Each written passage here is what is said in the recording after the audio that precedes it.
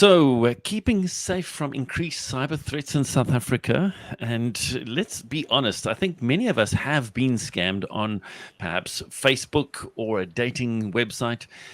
We definitely know that, sadly, in South Africa, an annual report from security company Surfshark shows that scams and romance fraud is the third highest cybercrime on the list, totaling a total of 736 million US dollars lost worldwide.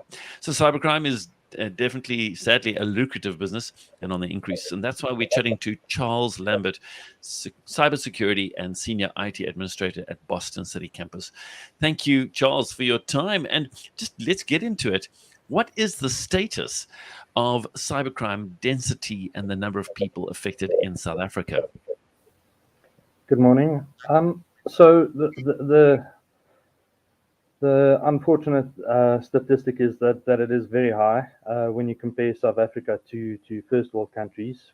We are ranked fifth in the world, and that's comparing to first world countries that are taking up the positions from 6 to 10, and only positions like America and the UK is number 1 and 2, and then it paints this picture that South Africa is unfortunately very high on the density.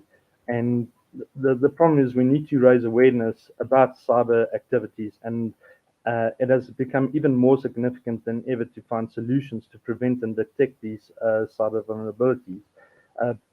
I believe you should not let yourself become a statistic and be swindled before learning to guard yourself against these cyber criminals. Yeah, absolutely. And it's actually something that's so real in the day and age that we live in, because everything we want to do is online. It's quick, it's easy, but also just trying to just keep ourselves protected as well. So, what is the extent of cybercrime and cyber fraud in South Africa? So as mentioned, South Africa is ranked the fifth highest on the global density list. What this means is in South Africa, 56 out of 1 million internet users were reported to have fallen victim to some sort of cybercrime. This equates to about 2,000 cybercrime victims annually, and this statistic is only set to increase. Just as an example, South Africa's cybercrime density has increased from 8% in 2021 to 2022 alone. As mentioned, it is extremely important when you compare this to the likes of these first world countries and other countries. And also because of technological advancement, cyber crimes can be committed by anyone who has a cell phone with a basic internet connection. A person doesn't even have to be tech savvy to figure out how to do basic cyber crimes, because today you can just go onto the internet, open up a chatbot, and just follow a basic script to find out how do you execute a basic attack. And that's just the basic person. You need to keep in mind that there's organized crime units that employ marketing specialists just to try and swindle us out of our money. Yeah. That is crazy. That is insane. seriously, seriously scary. Wow, wow, wow. Hey. So Charles, then just in terms of that, I mean, we know and we clearly see that there is a shortage of cybercrime specialists in our beautiful country. How do we change this? So South Africa has one of the biggest skills gaps in the world, and to address this shortage, we need to upskill cybersecurity specialists in South Africa, and it is important to guide these potential students and get them enrolled in courses that can align them and get them to address this skill shortage gap. There's an international standard that's set by a company called CompTIA, and CompTIA they set up these courses that you can study, and tertiary institutions like Boston City campus that have won Partner of the Year for 2022 offer these CompTIA courses where you can study your CompTIA A plus, Network plus, Security plus, and these are just the basic fundamental foundation courses that you can start to start specializing in these courses, And then as you progress, you can do further specialist courses like Pen Test Plus and your cybersecurity analyst and security practitioner courses to become a cybersecurity specialist. That is pretty awesome. It's pretty cool. So, Charles, maybe you can just talk to us to the different types of online crime that people can fall victim to. Unfortunately, cyberbullying is still one of the biggest entry points into cybercrime. It starts with innocent harassment and these cyber trolls sitting on the internet and just thinking that they can spoil someone's day. And that's where it starts. Obviously, the most notorious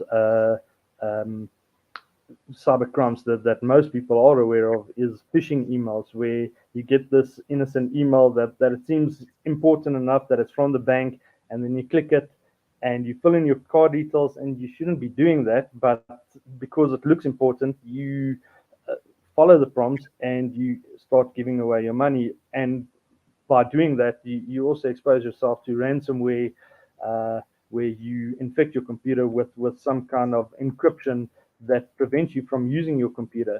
And these are just some of the main ones. Identity theft, like the Tinder swindler, where they try and catfish you to get to know you better, and then you start trusting them, giving them money, thinking it's all innocent, and then they start exploiting you. Yeah. It really is a scary world out there, and so we need to be sharp about that. We don't really have a lot of time, Charles, but just, I think just run us through one or two of the basics of staying safe when we are online, whether it be via WhatsApp or other platforms. So there's a general perception that cybersecurity is an IT problem. Unfortunately, it is an everybody problem, and you need to upskill yourself with the basics, like setting up a strong password. Unfortunately, your pet's name is not a strong password. Make use of multi-factor or two-factor authentication, like that of the bank, where you do an online transaction and you get a SMS. These type of things that you can do to start protecting yourself. And if you are scared that you have been exposed, there's a website called haveibeenpwned.com, and you can actually see if your email has ever been exposed, where you can find out should you be changing your password ASAP, just to protect yourself. And a last little tip is, if you're really, really paranoid, just put a sticky tape over your webcam. That can also help. Brilliant. Okay, well, that's good. I'm going to put a thumb for now. But what is that website address again, Charles? haveibeenpwned.com. Have I been pawned? PWNED. Yeah. Okay. Sure. Okay. Well, there you go, ladies and gentlemen. Check it out. Chatting to Charles Lambert, and he is cybersecurity and senior IT administrator at Boston City campus. Thank you so much. Given us a lot to think about, Charles. A lot to think about. Let's be safe out there, especially this festive season. Charles, thank you for your time. Appreciate it.